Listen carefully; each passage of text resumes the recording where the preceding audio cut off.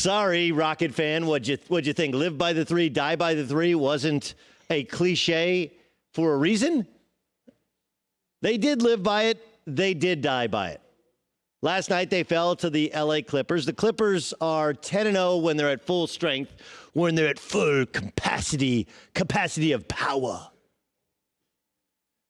Kawhi Leonard was the best player on the floor. James Harden was chucking and ducking. Russell Westbrook was inefficient as ever.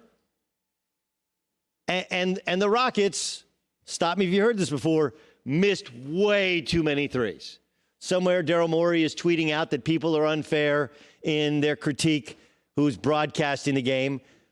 Look, I wouldn't even say it's about the three. It's about the fact that they don't play or didn't play any defense. The Clippers, it was a layup fest. Layup, dunk, easy shot, layup, dunk, make the extra pass. And the Clippers put the league on notice. Look, there are some games that just mean more in the NBA. Some games don't. We like to call them cologne games on my radio show, the Doug Gottlieb Show, which airs 3 to 6 Eastern, 12 to 3 Pacific, after this show on Fox Sports Radio. You know, because I'm not a cologne everyday sort of guy. Right? Then it kind of gets embedded in your skin.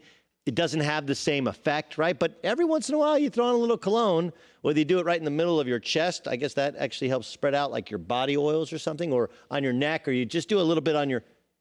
Last night that's a cologne game. That's the Rockets, who, of course, have played so much better since trading away Clint Capella, completely going small ball. They beat the Lakers with this exact same style. Now it's the Clippers. And they failed miserably. Weren't terribly competitive. They lose 120-105 at home.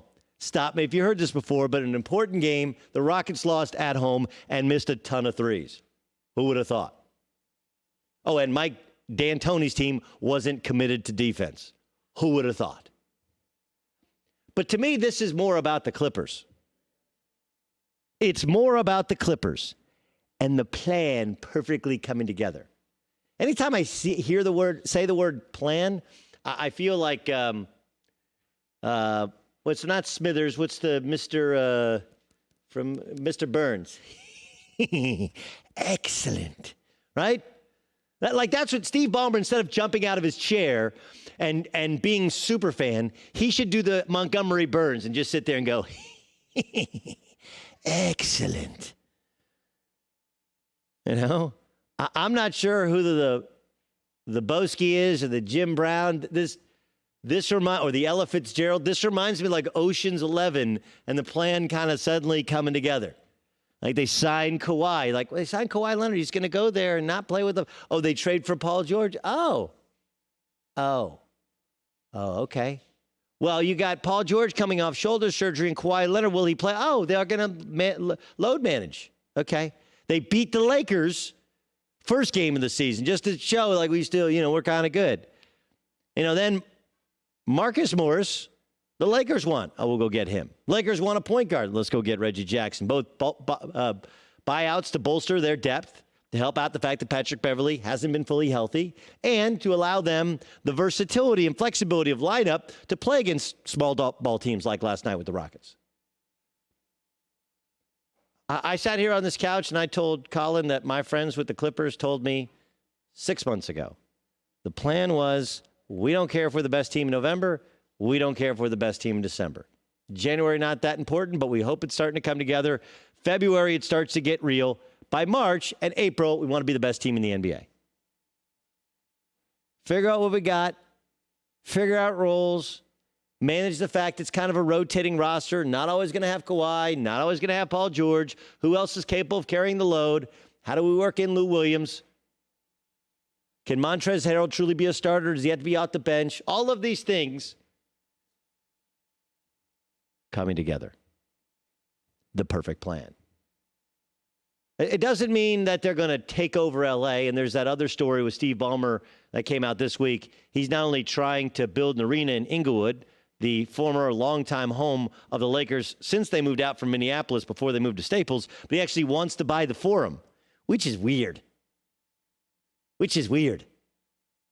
Right? Wants to buy the Forum that the Lakers won all those Showtime championships with, and then wants to build another building down the street. That thing's weird. But this, again, is all a part of the Ballmer plan. Excellent. Right. You had some discussions about possible infighting. Patrick Beverley shot it down. You had a couple of nagging injuries. Guys miss games. Patrick Beverley misses games, and suddenly they don't have the same production. People start to be aware of just how important he is as the straw that stirs the drink. And Kawhi Leonard has shown us in games like this one, in games like the 2 against the Lakers, in Cologne games, if you will. Don't put it on every night. But when it matters, he's the alpha of a group of junkyard dogs. Their 6th straight win. They're 10-0 when they're at full strength. The thing is coming together. And whether or not they get the 1, the 2, the 3, that doesn't matter. That's not part of the plan. Right? They're not necessarily trying to bluff their way, right? It's not like you go and you're like, I'll lose a hand or two, so people don't know when you're bluffing. Like you can't, if you have a card up your sleeve and you're cheating, you want to lose a card, It's like the Astros. Hey, if you really wanted to not get caught, maybe you shouldn't have always known what every sign was. Maybe you should have thrown them off the trail a little bit. The Clippers had a plan in place. Let's get Kawhi. Let's pair him with Paul George. They even leaked out some of those stories about, hey, the Lakers really thought they were getting Kawhi, trying to pollute the waters. Trying to take over be LA's basketball team. Then they beat the Lakers early on. Then they beat the Lakers to Reggie Jackson. Whether the Lakers wanted Reggie Jackson or didn't want Reggie Jackson, they wanted a guard. And they couldn't get Darren Collison to come out of retirement, and they couldn't get one off the buyout market until yesterday. They go and get the Morris that everybody thought the Lakers wanted. Let's go get Marcus Morris. The Lakers have to turn and get Markieff Morris. I don't know if anybody actually knows who the better Morris is. Right? And truth be told, if they went in the locker room and switched jerseys at halftime when they're playing against each other, no one would know because they're actually identical. I don't think people understand what identical twins are. If you have twins, you understand identical twins means literally identical. Tattoos, I believe, are different on the two. I'm not sure. And their style of game is different. But if you're watching last night, could your takeaway be the Rockets live by the 3, they ultimately die by the 3? Sure.